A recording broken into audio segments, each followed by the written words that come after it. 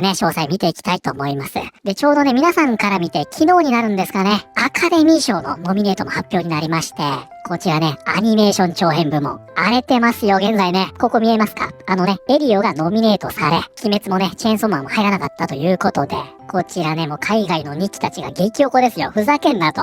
こんな感じになっておりますが、そんな中ですね、プクタの世界 G ニュース激推しのこの2作品は、しっかりとやってくれました。ラジー賞のノミネート発表。白雪姫とアイスキューブ主演の宇宙戦争が共に6部門で最多ノミネート。昨年ディズニーが実写版のおとぎ話の公開に向けて準備を進める中、白雪姫の主演であるガルガドットとレイチェル・ゼグラーは2025年のアカデミー賞の授賞式のステージに揃って登場した。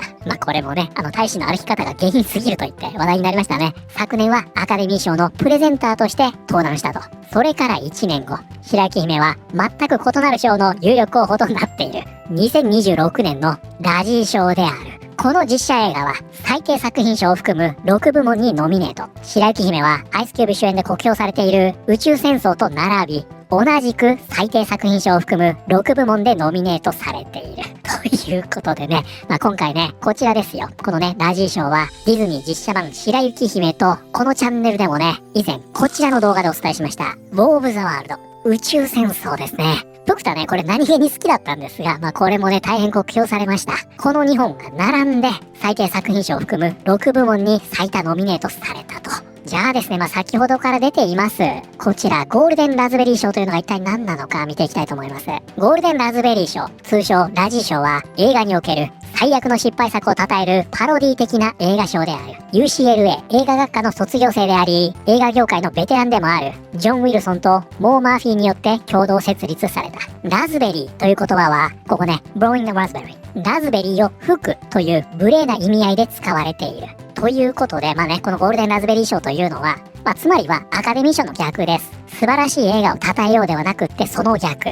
最悪な映画を称えましょう。こういった賞だということですね。でね、この称えるというところが重要で、本当にね、悪意を持ってけなしましょうというわけではなくって、皮肉、冗談の意味合いがすごく強くって、実際ね、この授賞式に来るセレブというのもいるんですが、そうするとね、非常に温かく迎えられまして、逆に株を上げるなんていうこともね、結構起こります。そういった賞なんですね。そこで重要なのがここなんですよ。ラズベリーを吹くとあります。じゃあ、このラズベリーというのが一体何なのかというのが本日のキーワードになります。Raspberry。ということで、こちらは説明不要ですね。果物のラズベリーです。綴りが非常に特徴的でして、ここにね、全く不要な P が入っています。これで間違いやすいんで気をつけてくださいね。で、このラズベリーにはですね、こういった意味もありまして、舌を突き出して息を吹きかけることで出す無礼な音。ということで、これがですね、先ほど見ました。ここにもあります。ラズベリーを吹くという言葉になるんですね。それがね、こちら、blowing the raspberry と言いまして、ここにね、動画がありますんで、ちょっと見てみたいと思います。こういったジェスチャーのことなんですね。で、これはね、おならを模していまして、その相手に対してね、表彰や軽蔑を示すために行われると。じゃあなんでラズベリーがおならになるのという話ですよね。それはね、こちらのページでまさにね、ラズベリーを吹く。これについて解説してくれてます。blow a raspberry という表現は19世紀後半にラズベリータルトという語句を含むイギリスのコックニーライミングスラングを短縮した形として登場した。このコックニーイングリッシュとはロンドンの労働者階級が話す英語で韻を踏むスラング的な話し方が強く特徴づけられている。このスラングの仕組みではある単語や語句に対しそれと韻を踏む別の語句を作り、その語句の最後の単語を省略する。例えばこれね、マネー、お金はブレッド&ハニーとなり、最終的にブレッドだけが残る。つまりここではマニーとハニーが韻を踏んで、ここが省略されてブレッドの部分が残ると。同様にこれね、ファート、おならという意味です。はラズベリータルトとなり、そこからラズベリーだけが使われるようになった。つまりはファートとラズベリータルトのタルトですね。これ英語読みではタルトとなります。つまりここが韻を踏んでいるので、残った部分、このラズベリーがおならの意味で使われると。つまり blowing raspberry とは比喩的に相手や対象の方向に向かっておならをするという意味になる。ということでわかりますか？何かしらのね、数学を見ているような話になってきますが、もともとね、こういった言葉遊びっていうんですかね、こういうのがロンドンの労働者階級の中であったんですね。そこでは、これにね、韻を踏む言葉として、ラズベリータルト。これが用意され、ファートとタルトで韻を踏む。そして韻を踏んでる後ろの部分が省略されて残ったラズベリー。これがおならの意味に変形していくと。じゃあなんでここでラズベリータルトだったのかって話になるんですが、まあこれはね、この土地、この時代、そしてこの海域を象徴するデザートだったんでしょうね。だからこれがね、時と場所が違えば、ストロベリーになってた可能性もありますが、ここではそれがたまたまラズベリーだったと。で、ここでラズベリーというのがおならの意味になり、このおならを相手に吹きかけるというジェスチャーが軽蔑するものとして広く浸透し、このラズベリーを最悪な映画に与えましょうということで、この賞がゴールデンラズベリー賞になったと。分かっていただけましたか？そういうことです。じゃあね、長くなってしまいましたが、続き見ていきましょう。最低作品賞をめぐっては、白雪姫、宇宙戦争、ハリーアップトゥモロー、スタートレックセクション31、エレクトリックステートが争っている。ということで、まあ、最もね、目玉になります。この最低作品賞ですね。ここにね、5本ノミネートされておりますので、ちょっとね、じゃあ、どれぐらいのものなのか、その実力をね、ロッテントマトで見ていきたいと思います。まずね、こちら、白雪姫。このチャンネルでもね、散々見てきましたが、オールクリティクス 39%、トップが 28%、ベリファイドオーディエンス 69%、オールオーディエンスが 20% と。すごいですね。見てください、これ。もうここまで来るとすがすがしいですが、こちら、宇宙戦争です。これね、オールクリティクス 4% です。オールオーディエンスが 20% と。強敵ですね。そりゃね、この顔にもなるでしょっていうね。で、こちらがね、エレクトリックステート。これね、アメリカの SF アドベンチャー映画で、ネットフリックスの映画になるんですかね。オールクリティクス 14%、トップが 6%、オールオーディエンスが 67% と。そしてね、こちらがハリーアップトゥモロー。アメリカのね、サイコスリラー映画です。ライオンズゲートですね。オールクリティクス 14%、トップが 10%、ベリファイドオーディエンス 60%、オールオーディエンスが 85% と。これなんかね、一般は普通に楽しんでそうですが。そして最後はこちら、スタートレックセクション31。現在ですね、スタートレック。ね、最新作がまあ燃えに燃えてますが、もう今やね、そのお目覚め具合が限界突破していると言われておりまして、大変な騒ぎになってますね。もしかしたらね、ちょっとこの最新作については、今後ね、取り上げるかもしれませんが、こちらはセクション31。オールクリティクス 23%、トップが 25%。オールオーディエンスが 15% ということですごいでしょ。強敵揃いですよ。これが今回の最低作品賞のノミネート作品です。ではこちらピープルですね。白雪姫が映画界の最悪を決める2026年ラジー賞のノミネートを総なめに、またジャレット・レトもトロン・アレスでノミネートを獲得ね。こちらもね、このチャンネルで扱いましたよ。トロン・アレス、このね、ジャレット・レトがノミネートされたと。ラジー賞が映画界の最悪を決める全ノミネートを発表した。今年はディズニーの実写版リメイク白雪姫が宇宙戦争と並び、共に6部門で最多ノミネートとなった。一方、ザ・ウィークエンドとジェナ・オルテガ主演のハリーアップ・トゥモロー、およびミシェル・ヨー主演のスタートレックセクション31はいずれも5部門にノミネートされた。昨年の授賞式では、マダム・ウェブが最低作品賞、最低脚本賞、そしてダコタ・ジョンソンに対する最低主演女優賞を受賞し、最多受賞作となった。また、ビデオゲーム原作のボーダーランズ、ジョーカー・フォリアード、メガロポリス、そしてロナルド・レーガンの伝記映画、レーガンが同授賞式で最多ノミネート6部門で並んだ。今年の受賞結果はアカデミー賞の前日である3月14日に全て発表される予定だ。ラジー賞の発表によると、受賞者には $4.97 の金色のスプレーで塗装したトロフィーが贈られるという。ということでね、トロフィーは一応ね、金色のスプレーで塗ってくれていると。約$5ということですから、800円弱ということで、非常にね、リーズナブルなトロフィーですね。そして授賞式は3月14日に開催されますと。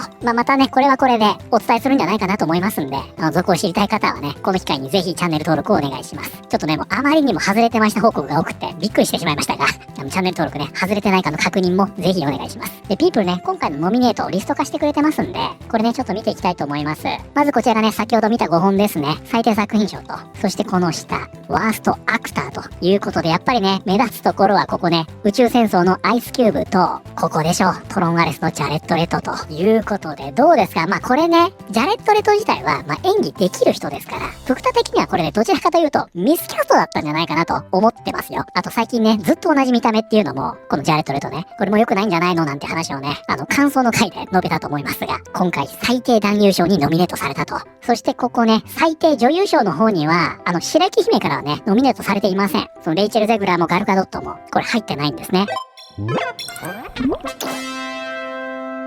そしてこちら、最低リメイク賞。ここね、I Know What You Did Last Summer。これ放題ね、ラストサマーと言いますが、これが入っておりまして、その下ね、Five Nights at Freddy's 2。そしてその下スマーフ。さらに白雪姫と宇宙戦争が続くと。これはどうですか？もう白雪姫でしょ。ここは。どうですか？最低リメイク賞ですから。で、この下ね、ワーストサポーティングアクトレスというのがありまして、つまりは最低の助演女優賞ですね。ここにね、スカーレット・ローズ・スタローンが入ってるんですよ。これね、シルベスター・スタローンの娘です。で、このスタローンとね、ラジー賞というのは非常に因縁がありまして、それがこちらゴールデンラズベリー賞のウィキに書いてあるんですが、シルベスター・スタローンは通算12個のラジー賞を受賞しており、最多記録を持つ。ということで、何なんでしょうか、このラジー賞。スタローン家に恨みでもあるんでしょうか。今回はですね、この最悪の助演女優賞に、スタローンの娘がノミネートされました。そしてね、その下です。これね、最悪のね、助演男優賞ですね。ここにね、ニコラス・ケイジなんかもいますが、ここ見てください。はい。シルベスター・スタローンということで、お父さん入ってます。今回ですね、やっぱり親子でノミネートされました。そしてね、見てください、これ。ここにね、白雪姫から7人の小人が入ってるんですよ。ということで、今年のラジー賞はですね、もう何気にここですよ。注目ポイント。このラジー賞で最強とされておりますシルベスタ・スタローンと実写版白雪姫の7人の小人の一騎打ちを見ることができます。で、ちなみにこの小人に関しましてはですね、こちら、ワーストスクリーンコンボという賞がありまして、これね、非常に抽象的な賞なんですが、こう何かの組み合わせが悪い。例えば、その俳優と CG の組み合わせが悪い。この脚本とコンセプトの組み合わせが悪い。ここにもね、白雪姫から7人の小人がノミネートされています。そしてね、この下見てください。アイスキューブとズームカメラ。ここの相性が悪いと。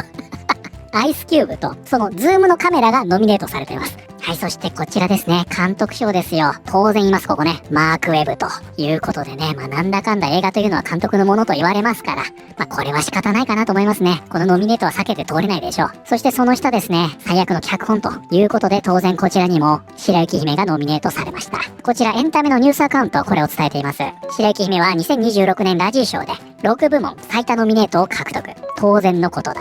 こちらも一緒ですね。当然だろうと。このお粗末なリメイクは、ウォルト・ディズニーの墓に小便をかけたのも同然だ。対策のリメイクが魅力やまとまりを再現できずに苦戦することはある。ラジー賞によれば、白雪姫は複数の点で明確に力不足だった。すべては、レイチェル・ゼグラーが権利意識丸出しのクソ女のように振る舞い、この映画を自分中心の作品にしようとしたことが原因だ。たったの6つ、ディズニーはラッキーだったと思うべきだ。ディズニーのファンとして言わせてもらうと、これはこのクソ映画に対して少なすぎます。私はこれにドラゴンボールエボリューションよりもひどいでしょうを送ります。2012年の白雪姫、制作費は1億7000万ドル、興行収入は3億9600万ドル、ストーリーキャラクターともによく満足のいくエンディングだった。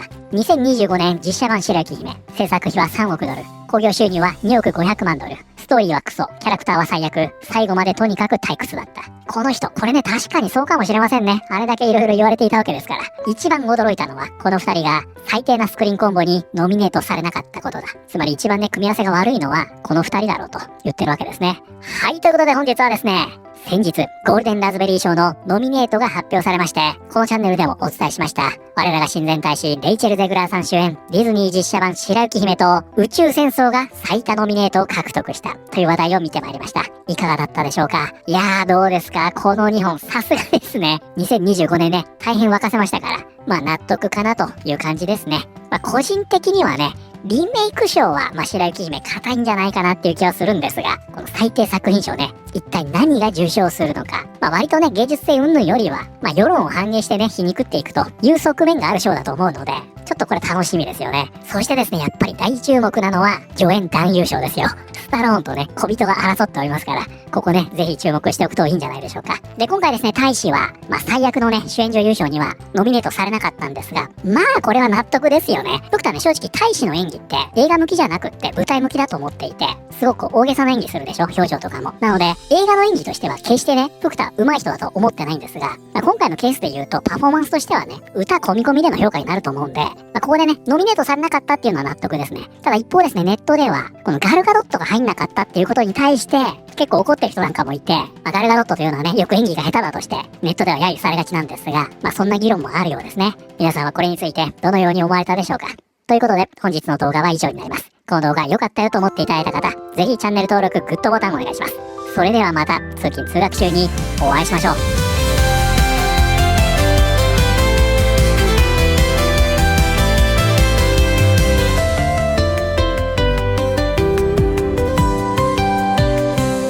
昔々のプリンセス、それはもう古いわ。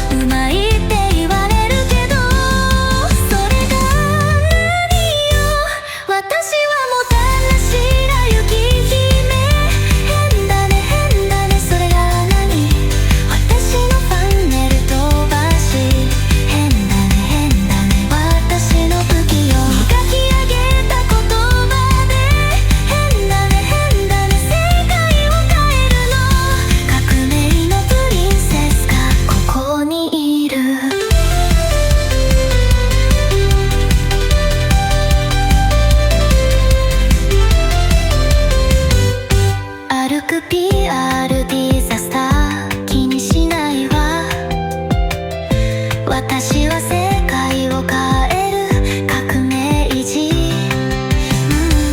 鏡よ鏡よ答えてみて、この世で一番美しいのは分かってるでしょ、それは私でしょ。王子はストーカー、こっち来ないで、運命なんて自分で決めるの、眠る私にキスするの、私は褐色の白雪姫、変だね変だねそれがない、私のファンネル飛ばし、変だね変だね私の武器よ、磨き上げた言葉で、変だね変だね世界を変えるの、革命のプリンセスがここにいる。